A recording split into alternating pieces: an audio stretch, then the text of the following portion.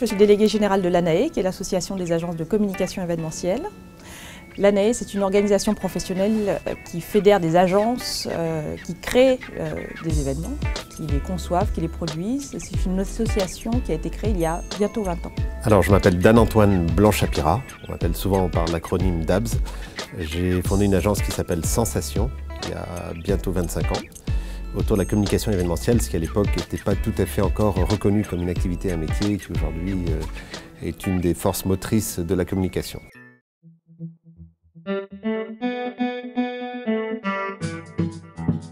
Il n'y a pas de concurrence. La communication événementielle utilise de nombreux leviers de la communication. Donc le digital intervient, interagit, est utilisé dans le cadre de dispositifs événementiels. Alors, la question ne se pose même pas. D'abord puisque l'événement agrège tout ce qui se passe dans la société avec, si possible, un temps d'avance, mais c'est un miroir. C'est le rassemblement d'un moment fort et de personnes autour de ce moment fort. Et le digital fait partie de la vie au quotidien, mais sert l'événement dans la phase amont, dans la phase en direct et dans la phase aval. C'est totalement imbriqué, émaillé et la question même est presque indécente.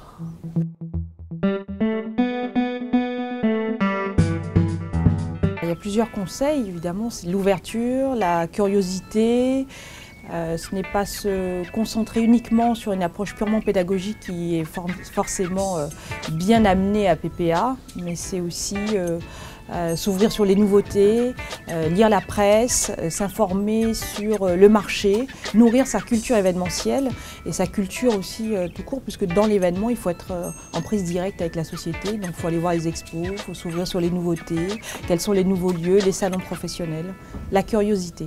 Les conseils que je donnerais, c'est d'un côté une très grande rigueur et de l'autre côté une très grande ouverture sur tout ce qui passionne, quelles que soient les passions, mais d'aérer, de nourrir sa réflexion, de l'air du temps, de sa passion, de ce qui fait vibrer.